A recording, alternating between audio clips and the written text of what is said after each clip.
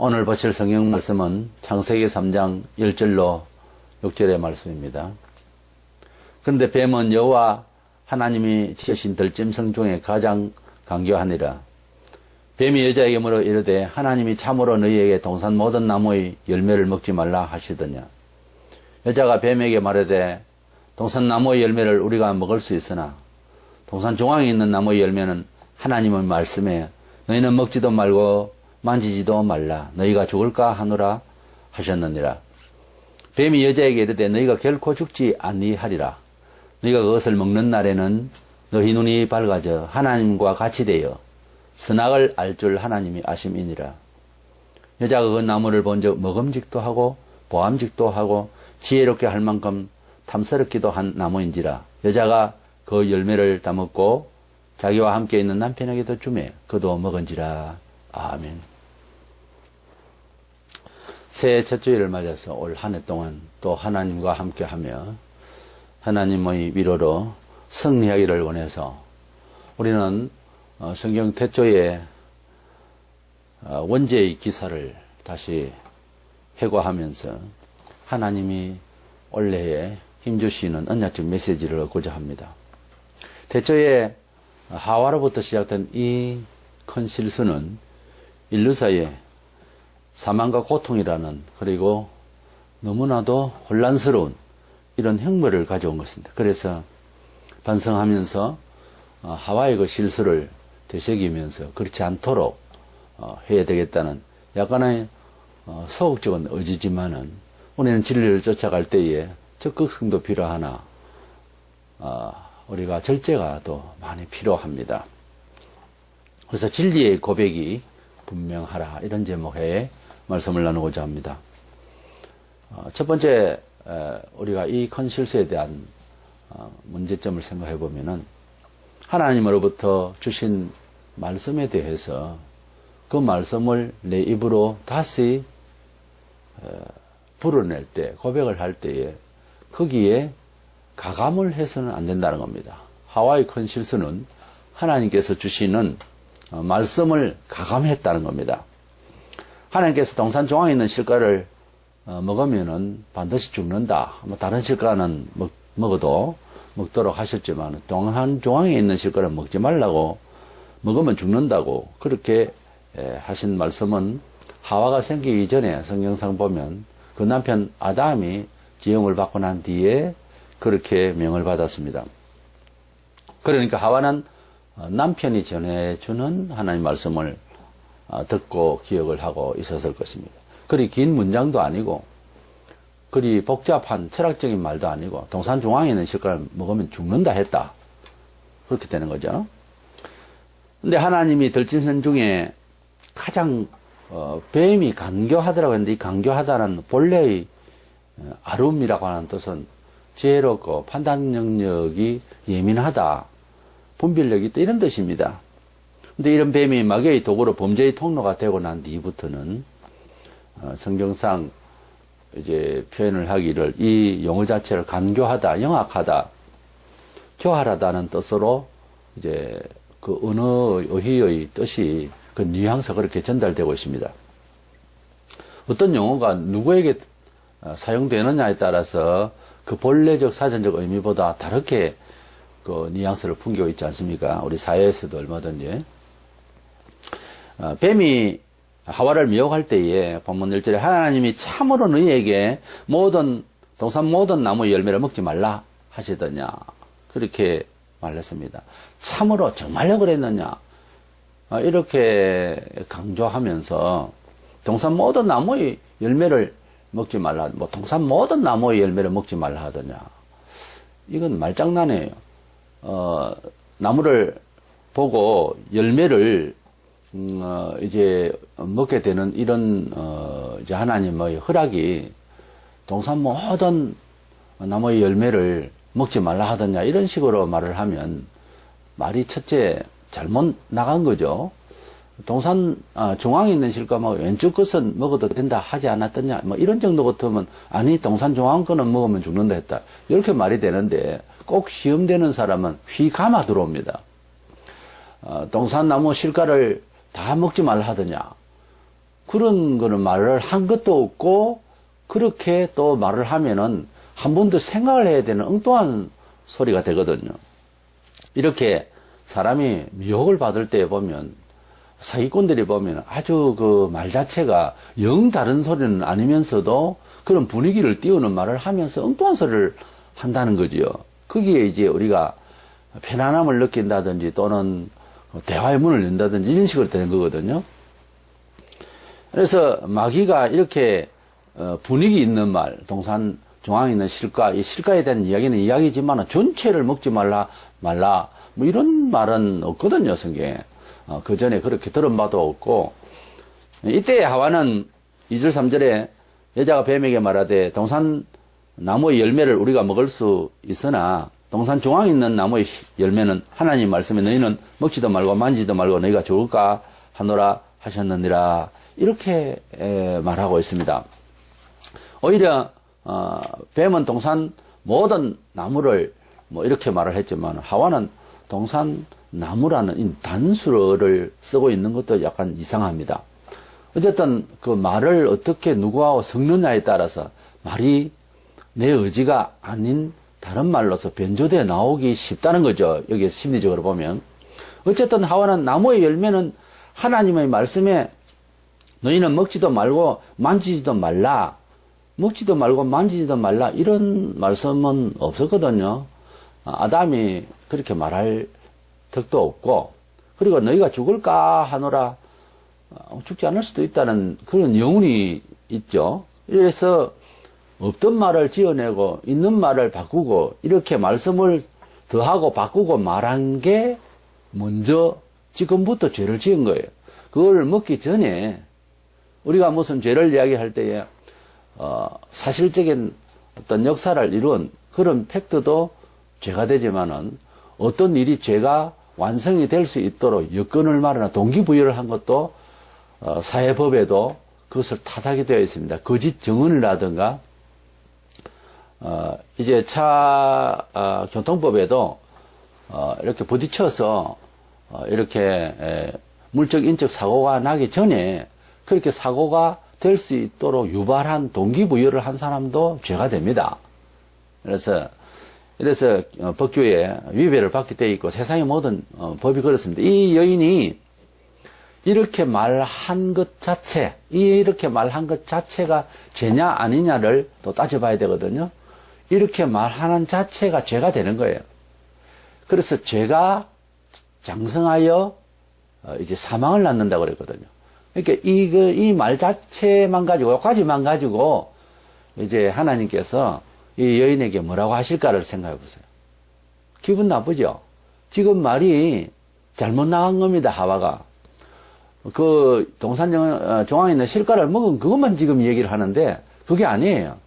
지금 하나님의 말씀을 전달하는 나를 통로로 해서 하나님 말씀이 이 세상에 고백되어져야 할 이 말 자체가 틀림먹었다는 거예요. 이렇게 말 자체가 잘못하면은 범죄로 실행이 되도록 완벽하게 되도록 그렇게 가게 되는 거죠.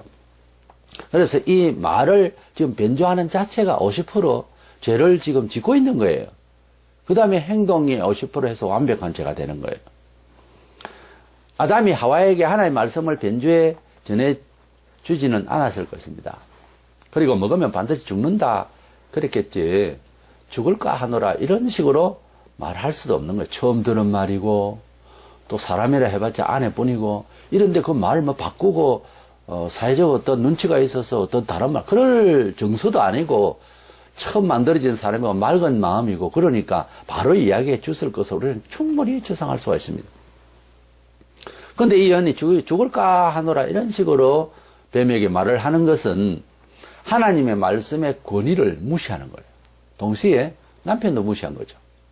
남편이 말을 그렇게 전달을 했으면 하나님께서 범죄를 저지르고 나는데 여인에게 너 왜 그것을 먹었느냐 이렇게 했으면 남편이 이러이러해서 그렇게 저렇게 말을 했더니 이렇게 됐다라고 또는 다른 성경에서 그 여인에 대해서 변호를 할 겁니다. 그것은 남편이 말을 전달할 때 그래 했었는데 사실은 그래 됐다. 이렇게 조언이 있어야 되는데 전혀 그런 말은 없거든요. 그러니까 남편이 분명히 죽는다라고 하셨다. 창세기 2장 17절에 아담이 들었을 때 그 말씀 그대로 이해를 했다고 우리는 믿거든요. 그렇게 볼 때 하나님 말씀도 가감하고 하나님 말씀의 권위도 우습게 생각을 하고 무시했다는 거고, 이제 뱀하고 상관도 없는 이야기입니다. 듣든지 아니 듣든지 지금 할 말은 바로 해야 될 것 아니에요. 그렇게 말하는 것은 자기 남편마저도 권위를 무시한 거예요. 그러니까 이 여인이 지금 현재 중첩으로 신앙과 도덕과 어떤 면에서는 사회윤리까지 온 사람들이 옆에 다 있다고 할 때는 남편을 금방 남편이 말한 이야기를 자리 바꿔서 딴소리를 해버리면 남편을 아주 우습게 본다는 거예요. 남편이 그렇게 말하면 힌트만 듣고 내 알아서 말하고 살겠다 그 말 아닙니까? 그러니까 하나님과 남편을 무시한 거예요. 말 자체에 대한 권위를 무시했다. 말은 그 사람의 인격이고 그 사람의 의지거든요. 하나님의 의지와 인격을 권위를 흔들고 무시하고 가볍게 여기고 전해준 남편마저도 인격적으로 무시한 거죠. 내 알아서 말하겠다는 거 아닙니까? 그렇지 않아요? 그러니까 하와는 엄청난 실수를 한 거예요. 사실은. 엄청난 실수를 한 거예요. 현대 여성들이 어쩌나 해도 현대 여성들보다 더한 여자입니다. 이 여자는. 현대 여성들이 남편의 말을 이렇게까지 전달을 할 때 마음대로 하겠습니까? 이 하와는 엄청나게 잘못한 거예요, 사실은. 사실은 어마어마하게 잘못한 거예요. 만약에 이런 여자를 데리고 산다. 일일이 말하는데 가가지고 엉뚱한 소리 해버리고, 또 전달하는데 엉뚱한 소리 해버리고, 어떤 말에는 엉뚱하게 말하면 전혀 안 되는 말에도 그냥 엉뚱하게 말한다면 이 여자하고 누가 데리고 살라고 하겠습니까? 우리가 그렇게 성경을 봐야 됩니다. 이 여인은 지금 어마어마하게 잘못한 거예요. 제가 분노할 만한 자격이 있어서가 아니고 상황이 그렇다는 겁니다. 우리가 하나님을 얼마나 잘 믿고 우리 자신이 얼마나 이 인생을 승리할 것이냐 하는 이런 부분에 대해서는 재주나 어떤 환경적 여건이나 이런 데 있지 않습니다. 말하는 거 들어보면 알아요. 우리가 사회생활을 하면서 저 사람 말하는 거 들어보니까 이런 말을 하죠. 말은 그 사람 인격이고 일상에 살아가는 데 있어서 의지를 표명하는 말이거든요. 그 시대의 말로서 전달하는 여러 글이라든지 묻는 그것은 그 시대의 시대 감각을 이제 제거할 수 있도록 전달하는 매체거든요. 그 언어는 사상의 매체이고 뜻의 매체입니다. 그래서 말을 분명하게 해야 되는 거예요. 뭐 말만 분명하게 하고 행동은 틀려먹은 것도 있지만은 그것은 또 금방 알아낼 수 있으나 말이라는 자체가 더 중요합니다. 행위보다. 계시록 22장 18절에 내가 이 두루마리의 예언의 말씀을 듣는 모든 사람에게 정언하노니 만일 누구든지 이것들 외에 더하면 하나님이 이 두루마리에 기록된 재앙들을 그에게 더하실 것이요. 하나님의 말씀에 이 예언의 말씀에 더하면 죄를 더할 것이다. 어떤 죄를? 성경에 어떠한 저주에 대해서 행벌에 대해서 말한 것 더 이상으로 하나님은 얼마든지 하실 수 있으니까 벌하실 것이다 하는 겁니다. 신명기 4장 2절에 내가 너희에게 명하는 말을 너희는 가감하지 말고 분명하게 말하고 있습니다. 가감하지 말고 내가 너희에게 내리는 너희 하나님 여호와의 명령을 지키라. 하나님의 말씀을 우선 첫째로 가감하지 않아야 되거든요. 믿어지든 안 믿어지든 행동을 옮길 수 있든 말든 그것은 내 역량 문제고 내 경험 문제고 내 믿음 문제지 말 자체를 내가 편하게 지킬 수 있는 종교 생활에 적합한 그런 뜻으로 말을 변조하면 그 자체가 죄가 되어서 죄를 완전히 실행할 수 있도록까지 가게 되는 시험이 된다 그 말이에요. 예컨대 교회 직분에 관해서 20세기 말에 와서 수많은 여성들이 목사가 되었습니다. 이런 일이 왜 일어났는가? 신학적으로는 너무 많이 일어나니까 이제 여러 가지 논리를 이야기하고 의견 충돌이 일어나면서 여전히 찬반이 있습니다. 성경은 교회 여성의 리더를 이제 원치 않습니다. 여자는 사실은 성경적으로 제 견해는 그렇습니다. 성경적으로 볼 때는 제가 성경으로 볼 때는 불법 사항입니다. 성경의 불법이라고 하는 것은 사회윤리적인 그런 용어가 아니고요. 아노미아라고 하는 이 불법은 형벌받을 일이고 하나님의 법대로가 아니다 그런 뜻입니다. 그러니까 신앙, 교회의 법이 아니라는 거죠. 그러니까 성경의 법이 아니라 그 말이에요. 성경에 말하는 불법이라면 진리가 아니다 그 말입니다. 성경에 말하는 불법은 하나님이 구원하실 법이 아니다 그 말입니다. 성경에 말하는 불법은 모든 법을 어그러지게 할 수 있는 근거가 되는 법이에요. 그러니까 진리가 되고 진리 외에 그 다음에 각 나라 법이 있고 사회법이 있고 있는 거예요. 그러니까 진리의 법을 어그러지게 하면 다른 것도 아무리 발효하는 것 같아도 잘 될 수가 없다는 거예요. 우리는 그렇게 성경을 믿습니다. 성경은 모든 지구촌의 인생이 살아가는 바른 삶의 법칙이에요. 성경은 여러 가지 이 시간에 그 여성 목사에 대한 이야기는 다 할 수는 없지만은 하와의 잘못이 있어서 하는 이야기입니다. 디모데전서 2장 12절 14절에 여자가 가르치는 것과 남자를 주관하는 것을 허락하지 아니하노니 오직 조용할지라. 이는 아담이 먼저 지음을 받고 하와가 그 후며 아담이 쏘은 것이 아니고 여자가 쏘가 죄에 빠졌습니다. 자, 하나님께서 아담이 먼저 지음을 받고 하와가 그 후며 교회에서 가르치고 교회에서 리더가 되고 교회에서 목사가 되고 가령 이런 일에 대해서 뭐 먼저 지었고 뒤에 지었고를 말하냐. 그 하나님의 말씀이요. 나와 너의 걔네가 아니란 말이에요. 똑똑한 저와 여러분의 걔네가 아니라 하나님의 걔네다 이 말이에요. 하나님이 아담을 먼저 지었으니까 먼저 지은 사람이 하루라도 먼저 형 동생이 뭡니까? 햇빛을 먼저 상둥이가 나와도 형 동생이 있는데 먼저 낳은 사람은 얼마라도 먼저 경험이 되었다고 우선 봐줘야 될 상황 아니에요? 한 해 먼저 나왔으면 한 해 먼저 경험을 한 것 아닙니까? 물론 나중에 커서 동생이 더 경험을 많이 하고 지혜를 수 있는데 그런 하나의 그 창조 원리란 말이에요. 창조의 순위란 말이에요. 계명에도 1계명이 있고 10계명이 있습니다. 10번째가 있습니다. 1계명 그 자체를 무시해버리면 그 다음은 소용없는 이야기예요. 안 되는 이야기예요. 도둑질 하지 말라 그러면 그거는 살인하지 말라 이런 걸 잘해도 1계명을 무시해버리면 계명의 의미가 없어져 버리잖아요. 창조의 원리가 첫날 빛을 창조하셨죠. 창세기 1장에. 그러면 첫날 빛을 창조하신 것을 안 믿거나 그것을 뒤로 갖다 놓으면 그 다음에 뭐 만물 만들어진 것을 어떻게 이해합니까? 빛이 없어서 안 보이는데. 창조 원리가 남자를 먼저 지었고 그 다음에 여자를 지었다. 이 말씀을 왜 하셨겠어요? 돼지 닦고 사람이 아닙니까? 그런 뜻이 아닙니다. 기능상 하나님께서 부여하시는 일상 그런 입장이 달랐다 그 말이에요.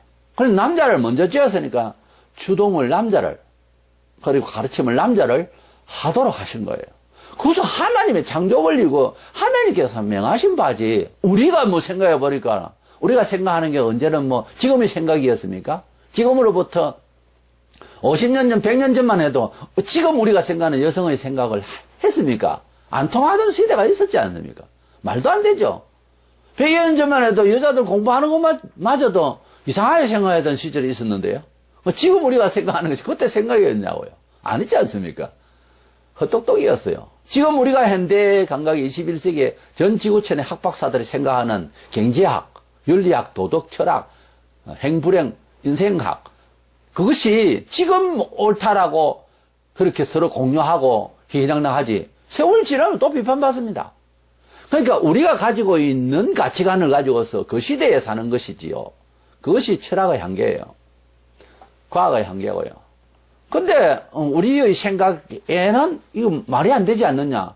그 말이 안 되면 못 믿는 거죠. 하나님께서 아담을 먼저 지었고 하와가 그 뒤에 지음을 받았다. 이거 가지고 왜 교회에 이야기를 할 수 있나 안 할 수 있나 말을 했느냐. 그거는 따질 문제가 아니잖아요. 자세히 좋게 여기서 한번 생각해 보세요. 남자가 먼저 지음을 받았으니까는 하루를 햇빛을 더 받아 먼저 받았고 뭐 그런 뜻이 되겠죠. 그 다음 두 번째가 문제입니다. 아담이 쏘은 것이 아니고 여자가 쏘가 죄에 빠졌습니다. 오늘 우리가 보고 있는 창세기 3장에 있는 이 일에 대해서 말하는 거죠. 교회의 이야기를 하고 안 하고 예수 그리스도의 보혈로 은혜를 받고 구원을 받았고 속죄를 다 받았고 같은 사죄를 받았는데 같은 인격체인데 뭐 때문에 여자는 못하게 하느냐. 그거를 지금 많은 사람들이 이야기를 하잖아요.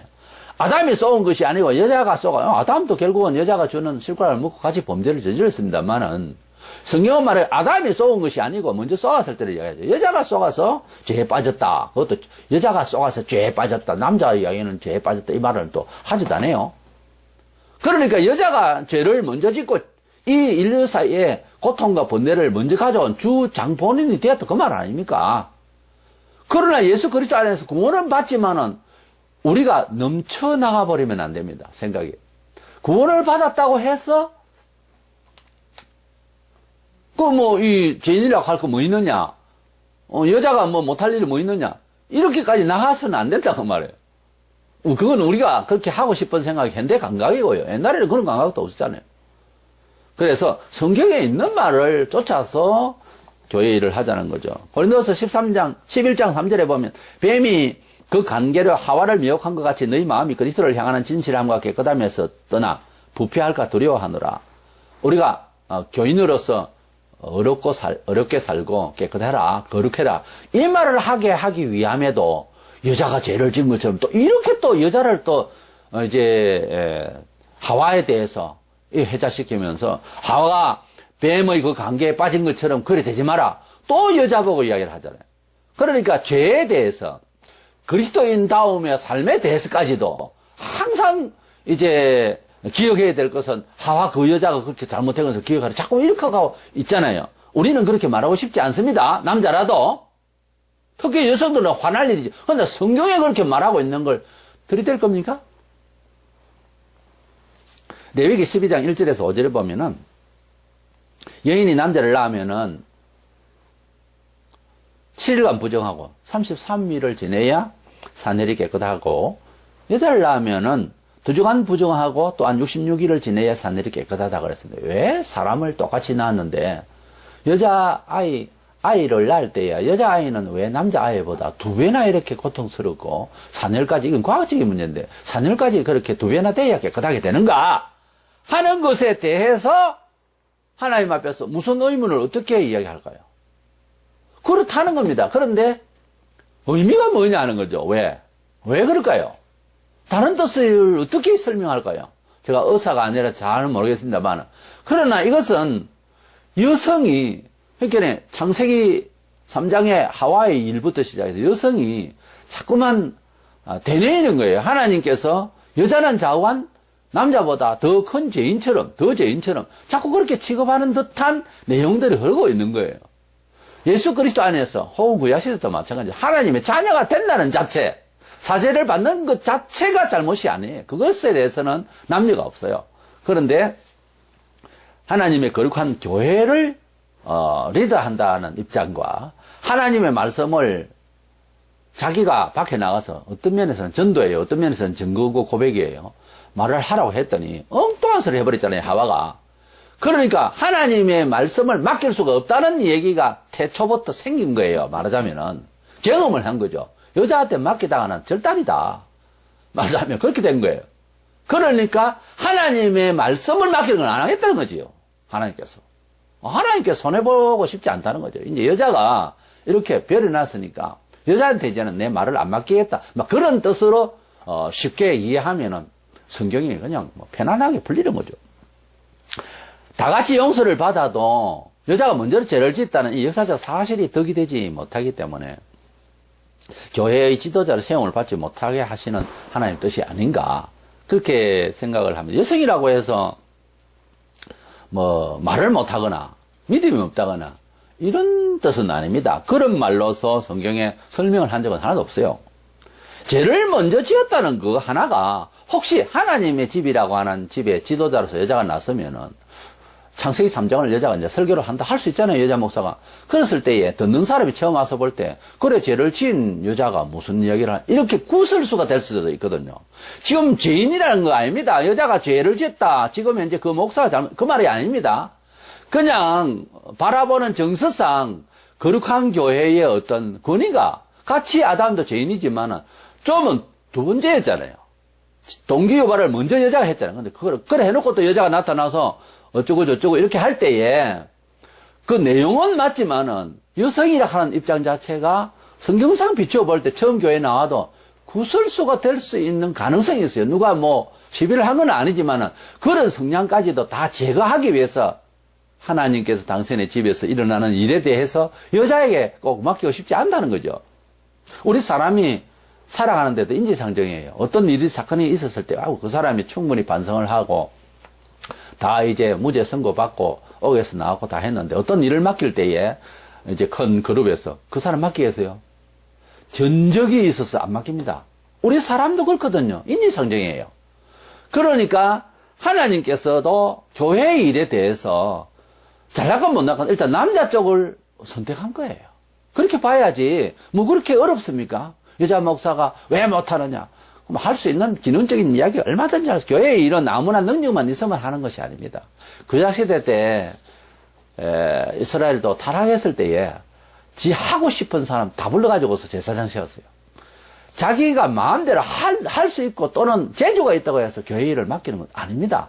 아무리 재주가 못 알아치는 것도 재주가 있다고 사람을 덜렁시키는 게 아니에요. 하나님께서 적합하게 여기는 사람, 남자냐 여자냐부터 시작했어요. 나이가 어떻게 되느냐. 성경에 보면 나이도 다 다졌어요. 예수님께서 어릴 때부터 메시아 역할을 할 수 있는데 나이 30에 제사장 직무, 나이 30에 하나님의 집에서 일할 수 있는 연세가 있기 때문에 그 연세까지 가만히 있었어요. 법대로 한다고. 우리가 지키지 못할 모든 율법을 다 이루시고 율법의 그 마지막 목표인 사망 아닙니까? 율법은 너 잘못하면 죽는다. 전부 죽을 죄밖에 없는데 사람이. 그걸 대신해서 주님이 지키시느라고 율법을 다 지키셨어요. 할 일도 아닌데도 뭐 제사도 드리고 다 얼추부터 다 하신 거예요. 우리를 위해서. 세례 받으실 이유가 없죠. 죄인이 세례를 받는데 세례 요한에게 세례까지도 받으셔서 의를 이루기 위해서, 믿음의 의를 이루기 위해서 우리를 위하여 세례를 받으신 거예요. 이렇게 주님이 다 우리를 위해서 이렇게 희생하셨던 것입니다. 주님이 원하시는 것은 아버지께서 원하시는 뜻대로 살아셨고 그렇게 하라는 교훈이었어요. 그래서 누가 뭘 할 수 있었어가 아닙니다. 아무나 하는 게 아니고 정한 대로 하는 거예요. 주님도 정한 법대로 그래 안 하셔도 될 뿐인데 인격적으로나 뭐적으로나 간에 존재론적으로 가나 그러나 법이 그러니까 법대로 한 거예요. 디모데전서 4장 1절에 그러나 성령이 밝히 말씀하시기를 후일에 어떤 사람들이 믿음에 떠나 미혹하는 영과 귀신의 가르침을 따르리라. 말세가 되면은 이견이 분변을 하잖아요. 이 포스트 모더니즘에 자기 주장만 가지고 살라고 그래요. 마음대로. 그리고 사회가 역사가 굴러갈 때에 너무 혼자 말을 다 해버리면 혼란스러워요. 공동체가 소유할 수 있는, 소통할 수 있는 것도 아닌데도 마음대로 떠듭니다. 이게 지금 사회나 교회나 보통 문제가 아니에요. 이렇게 혼란스럽고 이렇게 자기 마음껏 주장을 마음대로 해버리면은 통제가 안 되지 않습니까? 서로 죽는 거예요, 서로. 그러니까 저 사람이 참지 못하면 나라도 참으면은 단조로워지잖아요, 일이. 서로 중구난방으로 서로 떠들면은 잘 될 것 같아도 그거는 분풀이지 아무것도 방향이 설정도 안 되고 진보가 없잖아요. 뻔하잖아요. 그래서 말세가 되면은 귀신의 말을 쫓아 이 마지막 시대에 별의별 소리가 다 나옵니다. 하와가 크게 잘못한 것은 어떤 다른 행동이 있기 전에 하나님의 말씀에 고백이 잘못된 거예요. 말을 분명하게 이번 비둘기도 말은 바래라고 말을 하나님의 말씀에 그 절대 진리의 가치, 절대 진리의 권위 그리고 하나님께서 저쪽에서 말씀을 하셨는데 이쪽 동네 사람에게 말을 전달을 할 때에 그러니까 외국의 대사가 본국의 조국의 대통령이 이제 뭔 말을 전달을 했는데 그날에 아주 긴밀하고 아주 중요한 말을 전달을 했습니다. 타이핑을 해서 하든지 뭐 해서 했습니다. 그대로 읽어서 보여줘야지. 대사가 생각해보니까는 이 동네에서는 이런 말 하면은 큰일 나기 때문에 이러면 안 된다. 가끔 역사 속에 대통령의 지시를 무시하고 엉뚱한 소리를 해가지고서 사고가 유발하는 경우도 있거든요. 지금 그런 상황이거든요. 이 상황. 그래서 말을 전달할 때 복음을 전달하고 또 그리스도인으로서 문화생활에 어떤 적절한 대처를 위해서 이제 말을 할 때 하나님의 뜻에 맞게 부합되게 가능하냐 이거 정확하게 말을 해야 됩니다. 그리고 성구를 이야기하고 하나님의 사상을 이야기할 때는 아주 확실하게 감 없이 딱딱하게 보이든 어떻든 보이든 듣는 사람 입장은 고려하지 말고 하나님의 말씀을 그대로 이야기를 해야 돼요. 그렇게 예수께서 가라사 내가 곧 길이요 진리요 생명이라 나로 말미암은 자꾸는 아버지께로 올라갈 자가 없느니라. 요한복음 14장 6절을 만약에 되뇌이면서 증거를 한다. 예수께서 그렇게 말씀하셨다는 말을 아버지께로 올라가는 길은 산으로 정상에 올라가는 이쪽 길도 있고 저쪽 길도 있고 어떻게 하든지 산꼭대기에 올라가면 되지 않습니까? 우리 예수님도 믿으세요. 만약에 이렇게 말을 했다. 듣는 사람이 편안하게 보이죠? 죽음입니다. 둘 다. 그렇게 말하면 안 되죠. 말을. 이래서 하와의 큰 문제점이 하나님 말씀의 고백에 가감을 했다. 이런 일이 없기를 바라는 겁니다. 우리가 일을 말을 할 때 장 믿는 생활은 우리가 여전히 할 것 아닙니까? 올해도. 그런데 믿음의 고백을 분명하게 하는 그런 새해의 각오가 있기를 바랍니다. 두 번째로는 뱀이 언약을 어겨도 죽지 않는다는 기만에 속아버렸어요.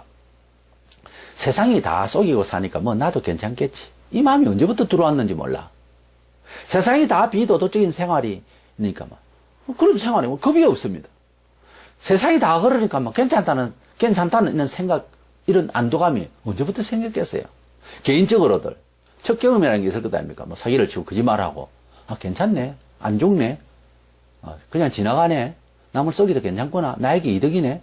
순간을 언제 받았지요? 그게 계속 이제 중첩되면은 당연시 돼버리고 오히려 그 죄를 짓고 안도감을 그냥 유지합니다. 희한하지요, 사람이. 그런데 인류 사이에 언제부터 그렇게 됐을까요? CCTV가 막 돌아가고 있습니다. 진짜로 돌아가고 진짜로 찍히는데 다른 차들이 불법 운전을 막 합니다. 턴을 하고. 나도 해도 됩니까? 여기 한번 지켜본 일이 있는 사람은 절대로 안 돕니다. 기억이나 돈이 아까워서 돌고. 못 돌죠. 다른 사람은 돌든지 말든지. 사회는 그렇게 살면서 다른 사람은 전부 다 불법을 턴을 하는데 자기도 따라한다? 사회생활은 지금 그래 하고 있거든요. 교통법규는 지킨다 하면서 돈 6만 원, 몇만 원은 아끼면서 영혼은 방치합니다. 사실이죠? 지금 그렇게 살고 있잖아요. 본문 4절에 뱀이 여자에게 이르되 너희가 결코 죽지 아니하리라. 죽는다 그랬습니다. 분명히. 결코 죽지 아니하리라. 아주 강조를 분명하게 했습니다. 앞에다 동산 모든 나무의 실과를 먹지 말아야 하더냐. 이렇게 아주 여기서는 또 결코 그냥 죽지 아니하리라. 아닙니다. 이렇게 세게 나오는 이 말에 감염이 되기 시작합니다. 뱀이 하와에게 거짓말을 아주 강조하기를 중앙의 실과를 먹어도 결코 죽지 않으리라. 원문 단어에 이 결코 죽지 않는다고 하는 이 단어를 칼형으로서 아주 강조를 강하게 하는 어투입니다. 절대로 안 죽는다. 괜찮을 것이다. 이런 식으로 세속적으로 확 와닿게 하는 비신앙적인 언어나 미혹적인 그런 이야기를 교회에서 들을 수가 있습니다. 아주 옛날에는 딱딱하고 그냥 주입식으로 들리더니 이번에는 참 목사님이 바뀌었는데 말을 알아듣기 쉽게 하고 우리 생활에도 그렇게 충격을 주지 않는구나. 그것이 20세기 말에 오면서 독일로부터 구라파와 서구에서 상담학적인 입장에서 설교를 하기 시작했어요. 그러니까 듣기는 참 좋았거든요. 다 망가졌어요. 한 3, 40년 만에 유럽계 완전히 망했습니다. 서부에도 다 망했습니다. 이래서 우리는 이런 경험을 하는 것이 거울이 되어서 다시는 그런 짓을 하지 않아야 됩니다. 아주 성경에도 없는 말을 가지고서 미혹을 하던 그런 유능한 목사들, 유명한 인지도 높은 목사들도 망해져 가고 있는 것을 우리가 보고 있습니다. 하나님의 교회에서 말이 인간에게 좀 유리하게 보이는, 상황에 유리하게 보이는 상황윤리학이라고, 이런 것들이 보일 때 지극히 조심해야 됩니다. 우리가 지금 경험을 하고 있어요. 20세기 말에 우리 충분히 경험을 했습니다. 절대로 죽지 아니하리라. 그래요. 금방 죽지는 않았습니다. 먹어도 금방 안 죽었습니다. 딱 먹으면 죽을까 어떨까 그런 생각은 있었겠지. 딱 먹었는데 안 죽거든요. 그러니까 남편에도 그냥 안 죽었으니까, 살아있으니까 당신도 먹으라고 그냥 예사롭게 줬습니다. 어디 것이며 내가 먹어도 괜찮네 이런 말도 없죠. 그냥 줬습니다. 그렇게 단념한 거죠. 안 죽네, 별것 아니네, 뱀말이 맞네, 이렇게 된 거예요. 그러니까 너무나 확신하니까 아예 설명도 없는 거예요. 그러니까 이단에 빠지면은 영혼 없는 눈같이 이상하게 돼버립니다. 이단에게 빠져버리면은 이것을 이성적으로 판단하지를 못해요. 여기 이제 문제인 거예요. 되게 아프면 아야 소리 못 하잖아요. 그래서 이 여인은 지금 완전히 죄에 감염이 돼가지고서 이것을 먹어도 된다 어쩐다 이렇게 말하지 못할 정도로 명랑하게 아내답게 사랑스럽게 그냥 자기야 먹어 뭐 이런 요즘 표현을 맞아. 그럼 남편도 들어보니까 막 멀쩡하거든요. 얼굴이 죄진 것도 안 걷고 여기에 이제 가는 거죠. 훅 간 거죠. 아무 생각 없어요. 그래서 외모나 분위기 타지 말아야 돼. 항상 물어봐야 돼. 이 일이 어디서 왔느냐, 어디서 따온 거냐. 물어봤으면 여자만 죽고 남자는 안 죽었겠죠. 안 먹지. 아담은 안 먹죠. 자기가 먼저 들은 바가 있는데 죄를 지어도 금방 탈나지 않으니까 사람들은 계속 용감해집니다. 타락해서 결국 죄가 되지 않는다는 신념을 가지고 마음대로 살게 된 것입니다. 마귀는 하나님의 언약을 불순종하도록 하면서 하나님의 행벌이 없을 것이라고 하는 거짓말로 근거 없는 위로까지 했습니다. 마귀가 하나님의 말씀을 따르지 못하게 그 시대마다 지금 이 시대에 적합한 말들을 가지고서 사람을 미혹합니다. 아, 괜찮다. 아니다. 아, 그건 성경은 그렇지만 사실 그게 아니다. 깊은 뜻이 따로 있다. 뭐 이런 식으로 자꾸 딴소리를 합니다.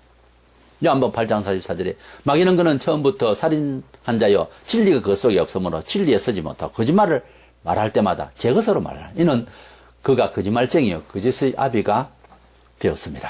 그래서 오늘날 비복음적인 용어가 교회를 휘젓고 있습니다. 미혹적인 소리인 줄로 처음에는 본래 조상으로부터 들은 옛날부터 들은 진리의 말씀이 아니다. 이상하다. 진리의 말씀은 항상 나를 경건하게 하고 나를 짓누르면서도 은혜가 되고 이랬는데 듣기가 편하고 이게 참 재미있다. 박수치고 즐거워하고 좋네. 긍정적으로 살아. 괜찮은 말이네. 긍정주의, 적극적으로. 하하 웃어라. 어쩌라. 이거 성경이에요. 걸러서 나가야 돼요, 말이. 그런 식으로 말하는 게 복음이 아닙니다. 몇십 년을 지금 쏟고 있어요, 한국교회가. 뭐 세계가 다 그렇습니다만. 디모데후서 3장 13절에 악한 사람들과 속이는 자들은 더욱 악하여서 속이기도 하고 속기도 하나니. 그 예표가 야곱이라는 사람이 있어요. 야곱은 잘 속였습니다. 부모도 속이고 형제도 속이고 삼촌도 속이는 전문가입니다. 사기꾼이죠. 야곱이 야복강가에서 죽도록 기도하는 그거 하나 배울만 하지요. 다른 거는 우리가 배울 일이 없죠. 하나님께서 아브라함과 이삭과 야곱의 축복에 대한 하나님의 예정적인 은혜일 뿐이지 야곱의 인생관, 야곱의 인격을 나는 담고 싶지 않습니다. 야곱이 그렇게까지 속이고 하는 일을 일반 사회 사람들도 그렇게 하지는 못하거든요. 그거 배울 일은 없죠. 믿음으로 살아야 된다는 제기하는 그런 태도는 배우지만 그러나 너무 사기 많이 치고 복은 또 받았지만 그런 식으로 인생을 살아가니까 노년에 얼마나 마음고생하고 애굽에 가서 아들 때문에 갔다가 바로왕 앞에서 한 말이 뭐냐면 내 인생 130년 세월이 그때 130살 때 험악한 세월을 보냈다 했습니다. 그 사람 다른 사람 평가하기죠. 그 사람 자식이 그랬잖아요. 돈 많이 벌면 마음에 험악한 세월을 보냈다는데 부지런해요. 부지런하기는 또 눈치가 빠르고 그랬는데 험악한 세월을 보내 솔직한 양심을 얘기했어요. 험악한 세월 130년 살랍니까? 진리로 살다가 뭐 30년 살다 죽을랍니까? 어느 걸 선택할 거예요? 예? 험악하더라도 130년 오래 살고 싶습니까? 이 무식한 사람아. 그럴 리가 없죠? 야곱은 썩이기도 하고 사실 삼촌에게 쏘갔어요. 기는 놈 위에 걷는 놈이 있고 걷는 놈 위에 뛰는 놈 위에 나는 놈이 있다는 말이었어요. 내가 뭘 잘못한 걸 가지고서 잘못된 방식으로 세상을 살아보려고 이겨보려고 썩이고 돈 버리고 기회 노리고 그러면 그 위에 또 있습니다. 뭔지는 모르지만 망할 날 그때 압니다. 아하 내가 잘못 살았구나. 인생은 대충 다 50 넘어가면 허무하고 헛되고 잘못된 걸 압니다. 그래서 하늘의 뜻을 찾아야 되구나. 50의 지천명이라. 그래서 나온 말이요. 인생은 대충 7, 80 살면 허무하다. 뭔가 썩은 것 같아? 뭔가 잘못 사는 것 같다. 이런 마음이 다 들어요. 왜요? 사실이니까. 양심을 썩였고 바른 길을 썩였고 자기를 자기에게 기만했어요. 이거 거짓말 같아도 사실입니다. 그렇다면 인생은 전부 다 사기꾼인가? 비슷합니다. 거의 사기꾼 행세를 하고 있습니다. 인생은. 하나님의 말씀 외에는 전부 기만이에요. 자기도 모르게 그렇게 기만합니다. 실컷 바로 살았고 열심히 살았는데 어느 날 회개할 때 보면 자기를 속였다는 거예요. 나는 죄인이었다는 거예요. 희한하지요? 어둡고 칙칙한 사회를 살 때는 아무도 모릅니다. 그러나 밝은 빛으로 나오면 내 몸이 얼마나 더러운지를 그제서 깨닫습니다. 인생이 많이 배우고 많이 아는 것 같지요? 얼마나 더럽고 추악하고 어그러져 있고 잘못 말하고 있는지를 주를 알고 주의 성령 안에서 진리 안에 들어가 봐야 합니다. 우리는 이렇게 언약을 어겨도 괜찮다 이 소리를 하나님 뜻대로 교회의 법대로 성경대로 이 조상의 믿음의 진리대로 개혁주의로 참는 하나님 말씀대로 안 살아도 된다라는 소리가 온 세상에 깔려 있습니다. 아무도 안 잡아갑니다. 이렇게 해서 하와는 뱀의 말에 속았다는 겁니다. 뱀의 그 거짓말에 속았다는 겁니다. 우리가 세상을 살 때에, 신앙으로 살 때에 하나님의 진리는 참이고요, 하나님 진리 외에는 거짓으로, 이렇게 성경에는 말하고 있습니다. 그러니까 거짓이라는 말은 성경적이지 않다, 그 말이에요. 이 성경적이지 않는 거짓이 우리 문화생활에서 거의 소통이 되고 있고, 그런 바닥에서 우리가 살고 있습니다. 그러니 얼마나 진리대로 참되게, 어렵게, 바르게 살기가 어렵겠습니까? 제자들을 향해서 진리를 쫓아 살도록 복음 전파를 위해서 보낼 때에 내가 너희들을 보냄이 양을 이리 가운데 보낸 것 같다 그랬어요. 어려워요. 성경대로 산다는 것은 그렇게 호락호락하지 않습니다. 마지막으로 이 하와를 통해서 우리가 배우게 되는 것은 진리의 고백이 분명하지 않으니까 결국은 하와 자신이 교만한 마음이 들어버려요. 중국 요순시대의 여임금님이 현자 허유를 만나서 이제 나도 나이가 되었고 다음 임금을 자네가 하면 좋겠다. 그러나 그는 겸손히 거부하고 영수라고 하는 강가에 가서 기를 씻었습니다. 그것을 씻으면서 하니까 친구 소부가 자네 뭐 귀를 그렇게 씻나? 그래 내가 이렇게 다음 임금이 되라고 하는 말을 들었다고 하니까 소부가 하는 말이 자네가 마음속에 얼마나 그런 욕망이 있었으면 그딴 소리를 들었겠냐고 아주 화를 냈다고 합니다. 소부가 더 대단하죠. 그러면서 소를 물을 먹이러 산을 자꾸 끌어 올라가는 겁니다. 왜 자네 소를 끌고 위로 올라가는 거야? 자네 기 씻은 물이 더러워서 윗물을 내가 소에게 먹이려고 올라가네. 이랬다고 하는, 정말 우리가 들으면 많은 생각을 해야 되는 이런 말이 전해오고 있습니다. 본문에 15절에 너희가 그것을 먹는 날에는, 뱀이 하는 말입니다. 하와 보고 너희 눈이 밝아져 하나님과 같이 되어 선악을 알 줄 하나님이 아심이니라 그랬어요. 다른 말은 일단 좋습니다. 그런데 말 끝에 네가 하나님과 같이 된다라고 하는 말이 나왔습니다. 이 말 정도를 들었을 때는 그거는 아니지라고 하든지 화를 내든지 무슨 반박을 하든지 귀를 씻을 정도는 못하더라도 화를 내거나 반박을 하거나 변명이 있어야지. 네가 하나님과 같이 된다라고 하는 이 말까지도 그냥 듣는다고 하는 것은 이 여자는 매를 맞아야지. 아기 낳는 고통을 받아야 당연합니다. 우리 남자 입장에서 봐도. 어떻게 말을 한마디도 안 했냐고요. 예수님을 시험하던 마귀가 마태 4장 9절에 이르되 만일 내게 엎드려 경배하면 이 모든 것을 영광을 보여주면서 네게 주리라 그랬어요. 네게 경배하면 지가 신이 되겠다는 거 아닙니까? 다른 거 다 시험 다 좋은데 내게 경배하라 하는 이 말, 경배하라 하면 자기 신이다는 말인데, 근데 내 아버지가 신인데 예수님은 그때 10절에 예수께서 말씀하신 사탄아 물러가라 기록되었을 때 주 너희 하나님께 경배하고 다만 그를 섬기라 하였느니라. 단호히 경배는 하나님 아버지만, 내 아버지만 받으셔야지. 네가 무슨 경배를 받느냐. 단호히 사탄아 물러가라 명령을 했어.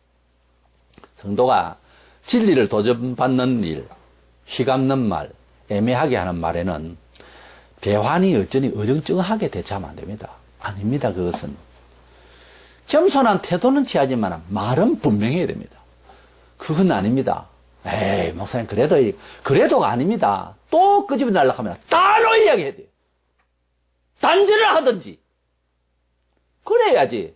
뭐 대환이 어쩌니 WCC 뭐 그런 거 아무 종교도 좋고 우리 사랑으로 살아보세요. 사랑도, 세상의 사랑도 비윤리적으로 사랑하면 누가 그걸 사랑해? 낭만 좋아하시니? 아니지 않습니까? 하나님의 말씀도 마찬가지입니다. 사회윤리 도덕으로는 바르게 사는지 모르지만은 하나님의 뜻대로 삶에 있어서 어정쩡한 사람은 비윤리적으로 사는 사람하고 똑같이 취급을 구약에 말하기를 창녀라고 했어요. 하나님의 뜻대로 벗어난 자를, 하나님의 뜻대로 사는 자를 처녀라 그랬고, 하나님과 같이 된다는 말의 뜻은 한마디로 이 사탄이 자기가 하나님 대신하겠다는 말 아닙니까? 이 사탄이 뱀에게, 하와에게 말을 할 때에 네가 하나님과 같이 된다는 말은 사람을 하나님 대신하게 하겠다고 말 아닙니까? 이런 시험이 어디 있습니까? 왜 한마디도 없나? 말 끝에 그렇게 말하는데 앞에까지는 쏘갔다 칩시다. 여유가 있습니다. 아직 네가 하나님과 같이 되리라 하는 그 말 끝에 그 말이 나오면 앞에 말도 생각을 다시 해봐야 되겠구나, 이렇게 해야 되지 않습니까? 그렇죠? 말을 알아들을 귀가 열려야지. 이렇게 하나님과 같이 되리라고 하는 이런 거짓말, 자기가 하나님처럼 경배받으려고 하는 이것이 사탄이 가지고 있는 교만입니다. 하나님의 말씀을 떠나면 교만해져요. 지금 이 사탄이 하와에게 심어주고자 하는 것은 하나님과 같이 되리라 하는 말은 교만하게 살자 하는 겁니다. 공자의 도의 겸손, 교만하고 다릅니다. 이 말은 적어도 세상을 지배하는 신이 되라는 거예요. 이것이 마귀의 본성입니다. 마침내 이 말에 쏘아서 하와는 6절에 여자가 그 나무를 본즉 먹음직도 하고 보암직도 하고 지혜롭게 할 만큼 탐스럽기도 한 나무인지라. 여자가 그 나무를 본즉, 이것이 구질이 바뀌어야 됩니다. 본래는 여자가 그 뱀이 혀로 두 개, 뱀이 두 개, 두 말 하거든요. 한 입에. 혀를 본즉 혀가 두 개인지라 거짓말인 줄을 알고 절대 먹지 아니하였더라. 이렇게 딱 됐으면은 딱 되는데 그 말에 확 감기 가져와서 나무를 왜 봅니까? 못 먹어야 할 금령의 실과의 나무를 보는 것부터 또 이제 문제가 생기는 거예요. 보암직도 하고 지혜롭게 할 만큼 탐스럽기도 한 나무인지라. 여자가 그 열매를 따먹고 자기와 함께 있는 남편에게도 주면 그도 먹은지라. 그 실과를 벌써 따먹을 때는 마음에 벌써 하나님과 같이 되겠다는 마음까지 다 들어와 버렸어요. 다 들어와 버렸다니까 지금. 그러니 본인이 얼마나 지금 교만해져 버렸는지 모릅니다. 어떻게 그 사건에 무슨 인격적 교만을 이야기합니까? 아니요. 본문이 그래 나오잖아요. 하나님과 같이 된다고 하는데도 겁을 안 내고 그걸 먹었단 말입니까? 아유, 그거는 먹고는 쉽지만은 하나님하고 같이 된다는 것까지는 그건 아니야. 나 안 먹을래. 이렇게 나와야 되는데 그걸 먹었다면 하나님하고 같이 되겠다는 말 아닙니까?